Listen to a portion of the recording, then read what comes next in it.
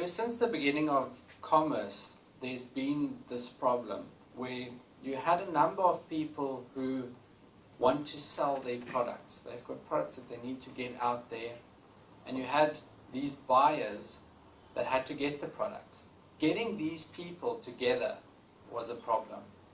And it became even more complicated, because then what you had was people couldn't travel too far. So you had little shops opening up in villages and towns and remote areas where they would sell different products to the people in those villages and towns. So these shop owners had to go somewhere to get products, and they can't just go and get one product. They needed to get different products that people could go buy in their shops. So again, this problem, how do we get the people who are selling all their things in contact with the people that want to buy it to go and sell in their shops? And so as a result of this big need, the market came to be. So that model of a market worked very well.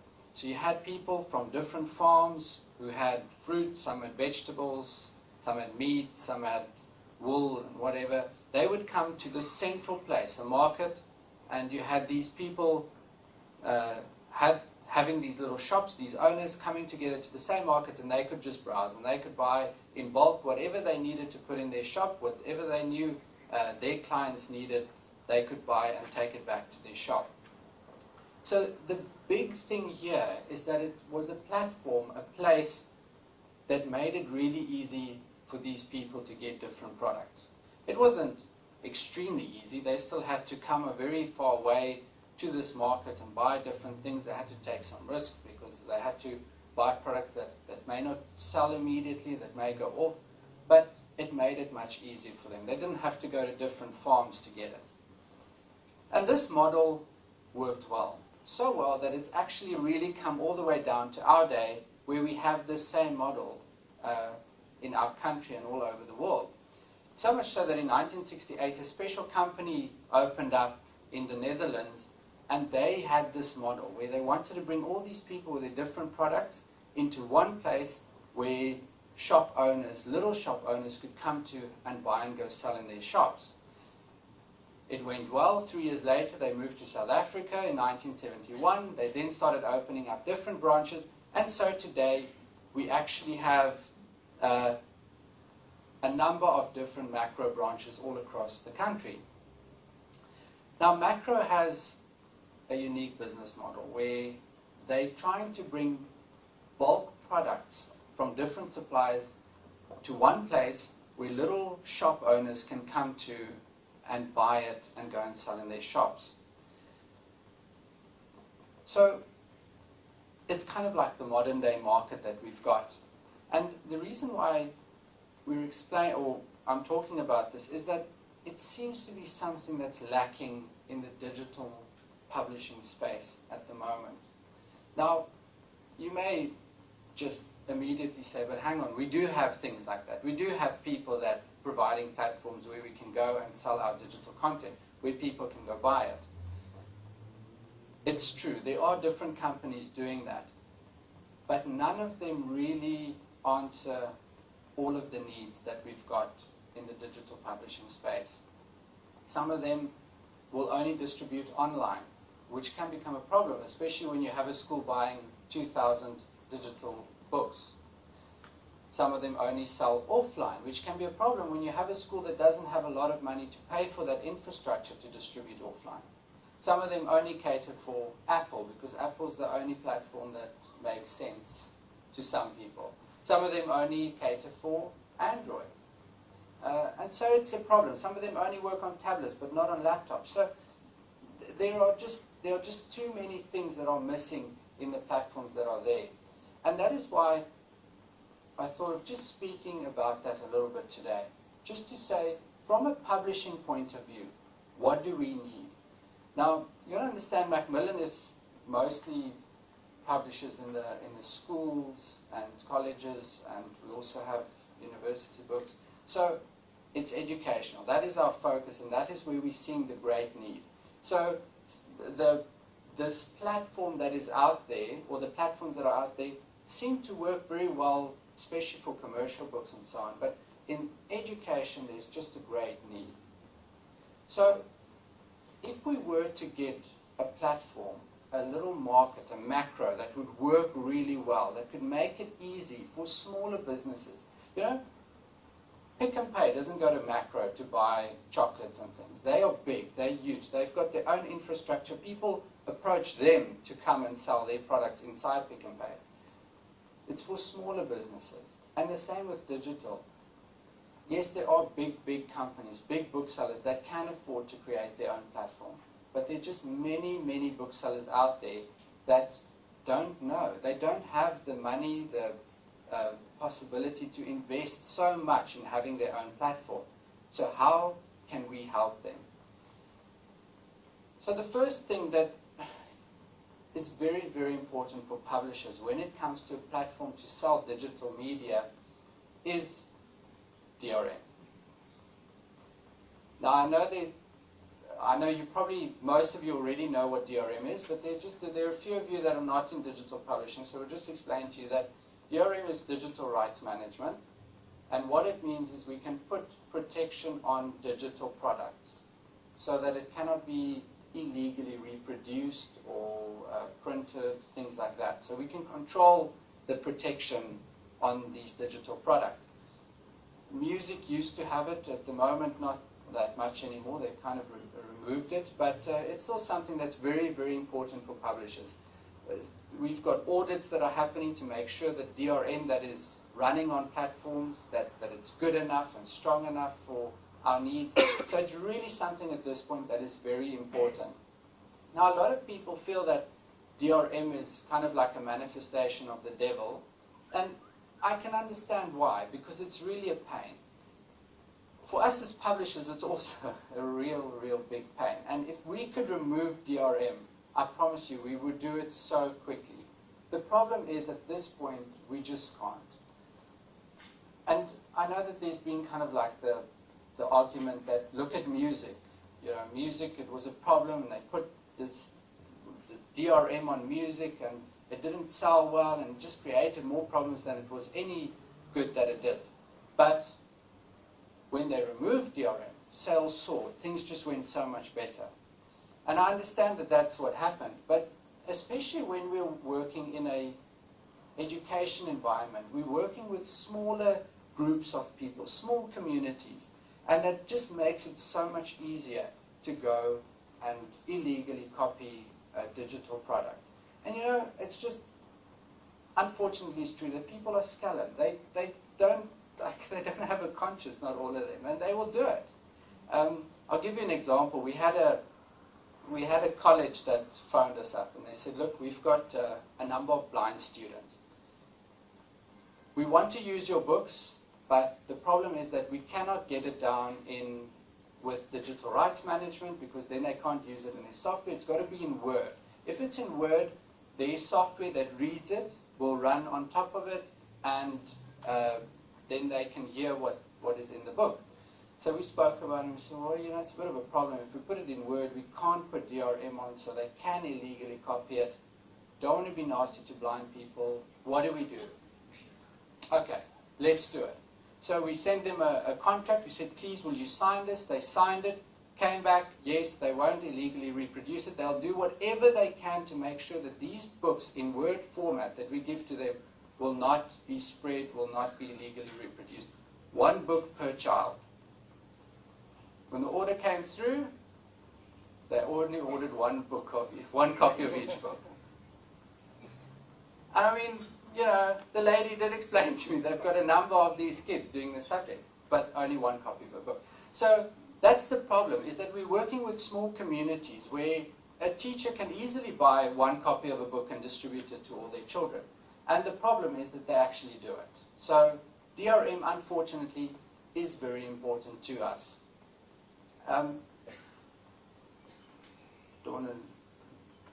Okay.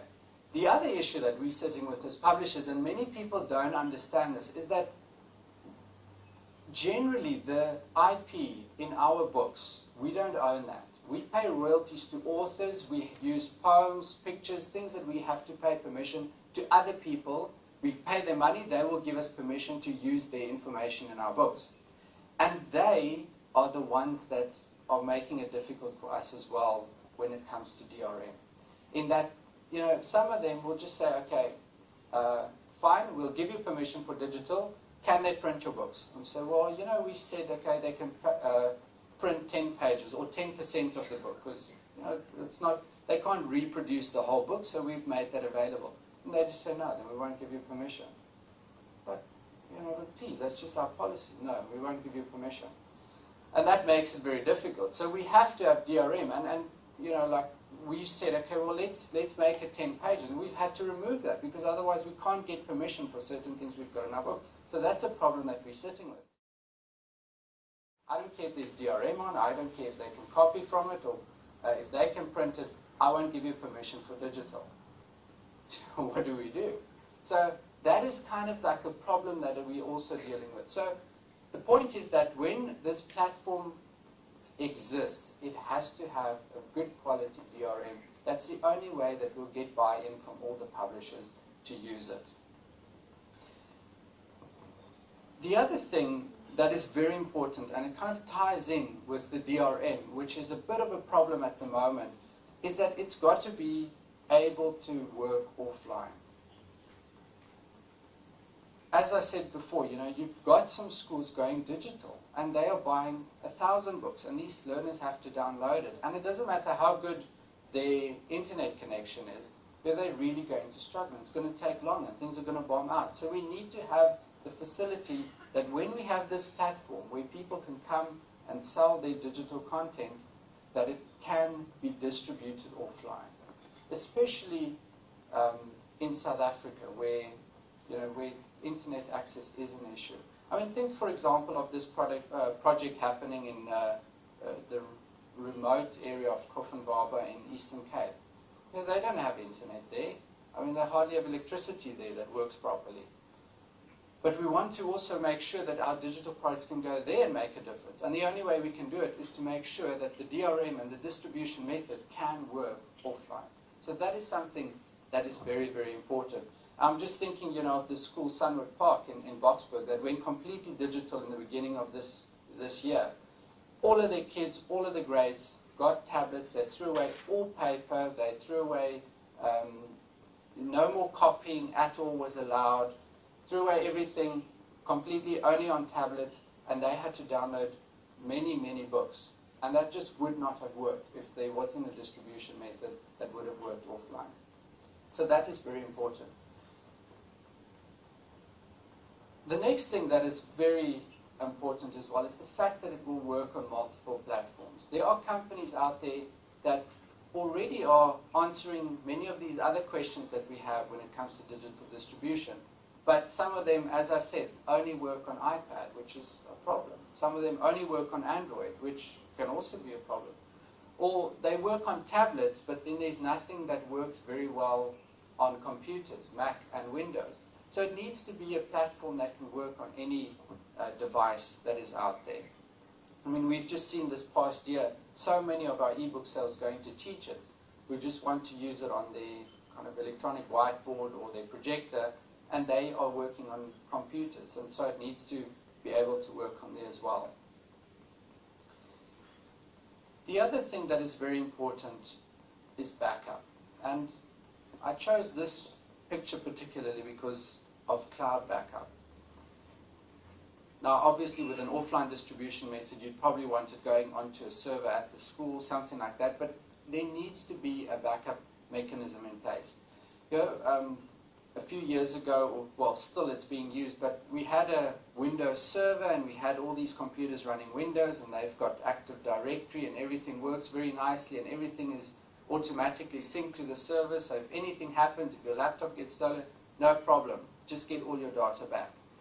That kind of infrastructure is in its infant stages when it comes to tablets. And so what happens is you have a kid, they've got a tablet, they drop it, the screen cracks, that screen does not get replaced. It gets, the screen doesn't get fixed, the tablet gets replaced, and they lose everything. So, the schools must be left, it must be their decision. or whatever the institution is, whether they're going to back up tablets, full tablets or not. This becomes increasingly difficult when it's a bring your own device, where there are personal things on that device as well. So what I think is very important is that the actual platform that is used for education specifically, where they are interacting with these books, these digital material, that gets backed up. So that if they do lose their tablet, that they can get a new tablet and everything that they have done comes back. So particularly what I'm talking about, and I didn't actually mention because I think it just goes without saying, but things like highlighting, notes, bookmarks, those kind of things that they will need when they're interacting with educational material, that those kind of things get backed up, so it's always ready if they do need it. And then the next thing, which is very, very important, especially going forward, and it's something that's really lacking at the moment, is the support for EPUB 3. We are very excited as publishers because we think, wow, EPUB 3, the things you can do, it's amazing. But we can't publish these things because we don't have a platform to publish it on. So it's a real problem, and it's something that we need to look at. And you know, this is the word that's gotten out there with these schools and other institutions, is they're just all saying, what do you mean you've got a book behind glass? We don't want that. We want interactive. We want things flying. We want like animations. We want interactive activities. So we can do that now with EPUB 3. We as publishers are very excited. This is like a new way of having our books. But it's a tricky thing because we can't sell it on all the platforms because it doesn't support EPUB 3. So we can't actually use this and unleash all the power that we suddenly have with ebooks. So these are just a few things that are important to us. But there's one thing, and I'm not sure, I haven't quite wrapped my head around whether it kind of sits with a platform or whether it sits with the bookseller system or the publisher system, but it's also the need to be able to do institutional sales quite easily, because that is also a bit of a problem. And we've seen that's been a bit of a problem with the Adobe DRM. And I just want to mention that, you know, I think Adobe DRM is very good. I know that there's just been a lot of, you know, a lot of talk about Adobe DRM, and some people are complaining about it. You know, I think if you really listen, you'll realize that the reason why people are complaining about it is generally it's end users who don't know how to use it. And if they just are educated and shown how to use Adobe DRM properly, fine, then they'll be able to use it and there won't be any issues. Okay, so like I was saying, you know, Adobe DRM, people are complaining about it purely because they don't know. We had a case in the week where someone was emailing us and saying, you know, they're fed up with this process and they can't take it anymore, it just doesn't work. And then I said, okay, well, send me a screenshot. And it says there, this has already been authenticated by another user. So, but, you know, you've already downloaded it and you're trying to download it now with another Adobe ID. Oh, you can't do that? No. Okay. You know. So, yeah, if you create another DRM, the same thing's going to happen. We need to educate people with DRM and how it works and what is possible and what is not possible.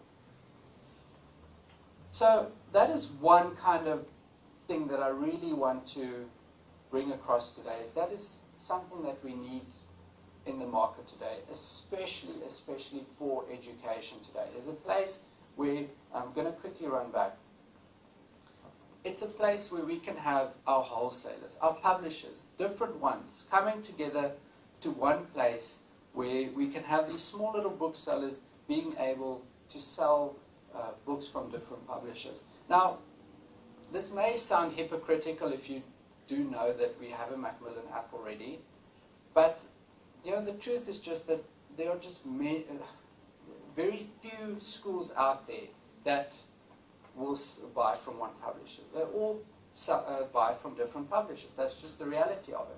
And so we want to make it easier for them. So this is, I know we're in competition, and I know we're trying to get better market share, but the point is that there is a need, and they don't just buy from one publisher.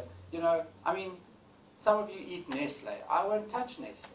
And, you know, it's just the way that things is. Some people prefer different publishers' books. There may be other reasons why they go for different publishers. Publishers never have all the books that they provide for all the subjects. So for those reasons, we need to have a place that really is agnostic to both booksellers and to both all the publishers out there. The next thing that is very important, and that we really, I think that we need to raise our voices, that we need to have here, especially in South Africa, is a body of people that can work for the interest of all publishers when it comes to digital publishing in South Africa. A group of people that has our full backing, a group of people that can go out there and kind of create some sense and some standards out of this chaos at the moment that's digital publishing. And you can tell me that things are running well in your company with digital publishing, but I know that there is a mess. And I know that we are finding our feet. And I know that all of us don't quite know what tomorrow is going to bring with digital publishing. And it would really help us if we have a body that can go out there, do research, find out what is happening, what will work, what won't work, and give us some kind of guidance. Also, especially a body that can go out there with authority and speak on our behalf. And the reason why this is a problem is when we as publishers go and speak to government, for example, and we tell them, this is the way we do things, this is what works. And another publisher goes and says, no, that doesn't work. In the end, they just go, let's just hang on a bit more. You guys are not sure what's happening yet. I think we're going to wait. And it just delays the process, which we want to be happening right now. So what we need is a body that can work on our behalf. Now, I do understand that there is a committee already within PASA that's doing it, but hopefully you agree that maybe the time has come to kind of redefine their mandate and to really give them all of our support and have a committee that can help us to set standards. You know, I know that we're kind of we're in competitions, many of us here, and many of us, you know, we especially don't want to talk because we don't want to kind of set pricing and have this kind of thing that we can get into trouble with. But as far as possible, you know, set standards for licensing. No one really knows what to do with license. Should we have a 1-year license? Should we have a 2-year license? But then you get to school and they say, well, our print book lasted for 4 years, so what do we do now? And so we're kind of like handling all of these things individually, but what works? You know, if we can just get a standard that works, and obviously if you get a publisher that wants to kind of deviate from that to kind of make deals, fine, but just give us some kind of guidance that we can work along, that we know that will work. Also, when it comes to discount structures, what's happening now is booksellers are becoming very, very unhappy because they are getting very worried about their discount when it comes to digital media. So there's kind of like, there's a guidance when, you know, with Parcel, there's guidance with discount structures for booksellers that we are giving to them, but not with digital. And what makes it more complicated is, like I was saying, you know, some of these companies that are out there, you know, doing these platforms that booksellers can tap into, some of them are taking a big cut. And what happens is you've got a bookseller coming back and saying, well, now we only get 5%. We can't survive. So to take all of these things into consideration, understand that these people having a platform also has quite a bit of an outlay and that they've got to support that. So giving a bit of structure that all publishers can work in. And especially that it's a body that has authority, that we support, that can go on our behalf, do research, find out what is happening, that can go as a body to negotiate to higher levels, especially when it comes to government and so on, so that they can see that we are working from one framework and that they will support us. Another thing that seems to be lacking, and hopefully this kind of committee being proactive can help with that as well, is what kind of in-service training do we give to all the different departments within digital publishing? You know, we kind of know what is happening at the moment in terms of typesetters and editors and so on. They know what they have to do. We know what kind of training sessions we need to send them on. But when it comes to digital, we're a bit in the dark. We don't know how not to duplicate work and so on. And it would really help if we have a committee can do research and can either create or just give guidance on what kind of in-service training we can have. Because, and the reason why I'm mentioning that in particular is at the moment we have to go to India for many things. And I have no problem with that, you know, we can do that. But just looking at our own economy, it's not that we don't want to support it, but it's just that we cannot support it because they don't have the skills. How do we get that skill level up so that we can actually use companies within South Africa for digital material? So that's also something that we would really like to see. Then the third thing that we desperately, desperately need is a bit of public training. You know, it's just people don't quite understand what e-learning is. They don't know about DRM, as I was already talking about. They don't know about digital products, how it works, the real advantages of it. And what we've done this past year as a company is we've really tried to go out there speaking at conferences, meeting schools, trying to have training sessions to kind of help them to understand e-learning better. But we cannot do it alone. And we really need to work together to just get this message out there that e-learning is really amazing and there's so much that you can do with it, and all the benefits of it. You know, I was having a discussion with Kobus from Aztec the other day, and we were talking, because he tweeted that technology in education does not work. So we had a long discussion about this. And the point is that a lot of technology just goes into all of these teachers, into the classrooms, and they're actually not good teachers. And what happens now is they're trying to fix it with technology, which you can't do. You've got to fix it with proper training of being a good teacher. But they're trying to throw all of this technology into these classrooms. And you know, like I went to one school where they had an electronic whiteboard, speakers and a laptop and everything. I mean, many teachers would give anything just to have that kind of technology in their room. But I walked in there, teacher had just not switched it on since the time it's been installed. She was busy on her phone, kids were running around in the classroom. So we're giving technology to those kind of teachers and it's just failing. So that is a problem out there, and we need to kind of give that message that, hang on, you can't just give technology to those teachers and expect them to suddenly be good teachers. The other thing is that we're sitting with a really big percentage of teachers who are good teachers, but they just don't know how to use technology. Some of them are a little bit older, they're very scared of technology, and we really need to train them. You know, I don't know if it was like a strategy of our company, but I was just sent to kind of every conference, technology conferences this year. And I never saw any of my teachers there. And it's not that I'm that old that they've retired. It's just that they've not gone to any of those conferences. I'm thinking, why? Why not? They're such good teachers. Why are they not interested in finding out? And so there is this big percentage of teachers that need to be trained, to need to be encouraged to bring technology into their classrooms with good quality digital content as well. And we really need to work together to get this message out there. And if we don't work together, then it's going to fail, and our digital products is not going to be as effective as it can be. So I'm really hoping that we can work together to get this message out there that e-learning is amazing, digital content is amazing, and can make a huge difference in education in South Africa.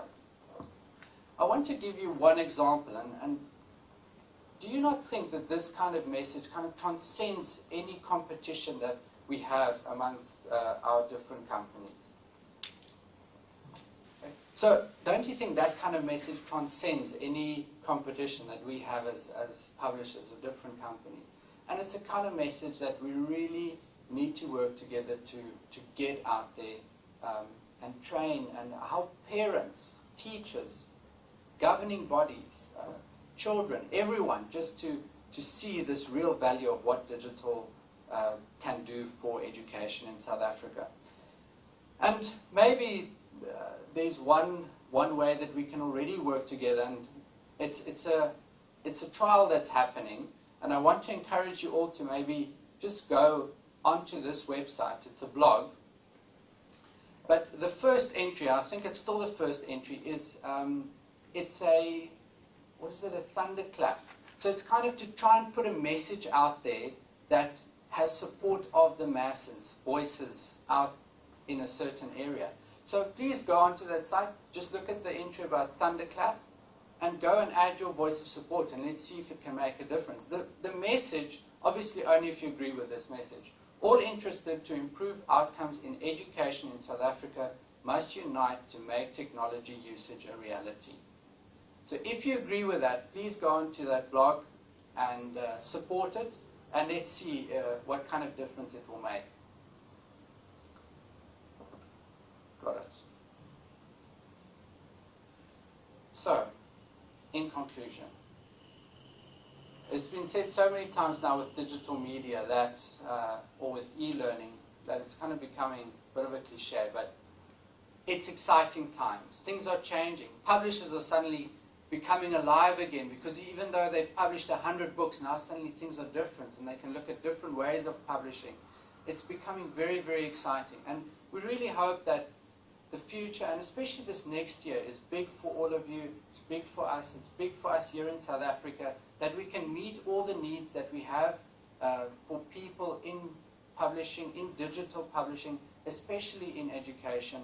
And so I hope that this really helped, that this helps to put a message out there of what we need, and I wish you all the best, also especially for today with this conference. Thank you. That is very true, and kind of the message I'm also trying to get, you know, especially within our company, is that stop looking at the company as a publishing house. We're content creators. That's what we want to do, and there are now suddenly different ways of publishing it. Maybe I should take that word out as well. But to get content out there, and that's what we need to focus on. Thanks for that, and especially with that committee that I was saying, you know, I think that one of the biggest problems is because you probably did not have that kind of support from publishers, and we need to give a committee like that our support so that they have the authority to be able to help us with those kind of things like you just said, where do we go, and also to be able to speak on our behalf to people like government and so on.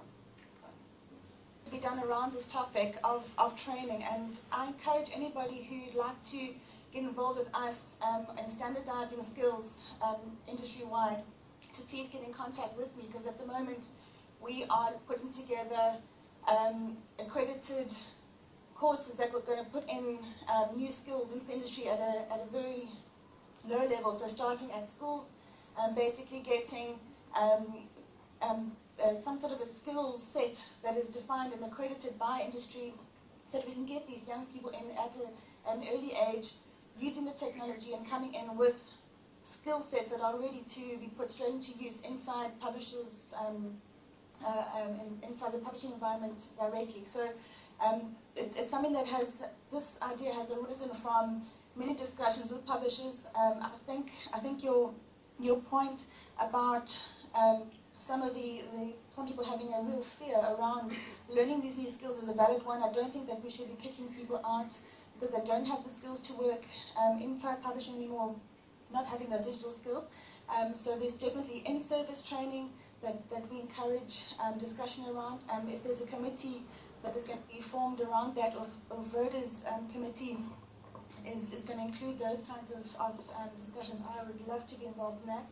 And as far as developing an industry standard skill set that we can actually train as long courses, as not just short vocational training, but actual long courses that take up to a year, perhaps postgrads from communication courses, I don't know what, or graphic design courses, but those kinds of skills are going to really give us the youth, basically getting them in at an early age and being able to work with them at a base level. I think that's what we would like to see as well from our side. Thank you. Get yourself onto the committee. Get yourself onto the committee. You have one?